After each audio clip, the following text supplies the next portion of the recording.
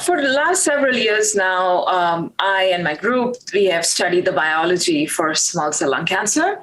And through our efforts of understanding small cell lung cancer better, we have identified pathways and targets that could be potential vulnerabilities for small cell lung cancer.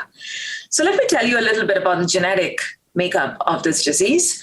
This is a highly mutated disease, which means there are a lot of somatic mutations in small cell lung cancer, and it is characterized by loss of function mutation in two major tumor suppressor genes, p53 and RB1. Due to the loss of these genes, what happens is that the cell cycle regulation for small cell lung cancer is heavily unstable. There's an inherent genomic instability in small cell lung cancer. And so the cell cycle has two checkpoints, the G1S and the G2M. Due to the loss of p53 and RB1 in small cell lung cancer, the G1S checkpoint is compromised.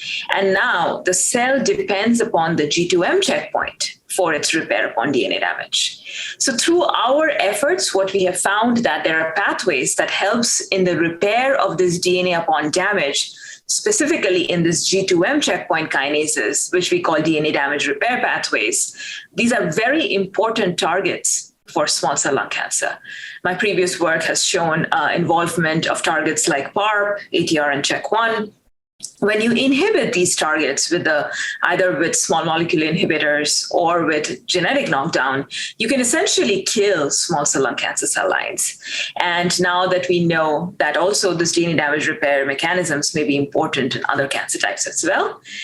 So we hypothesized that WEE1, which is also a master regulator of this G2M cell cycle checkpoint, would be an important therapeutic target for small cell lung cancer. And we designed the study to look into whether inhibiting WEE1 alone can kill small cell lung cancer and whether in combination with anti-PD-L1 it actually benefits better.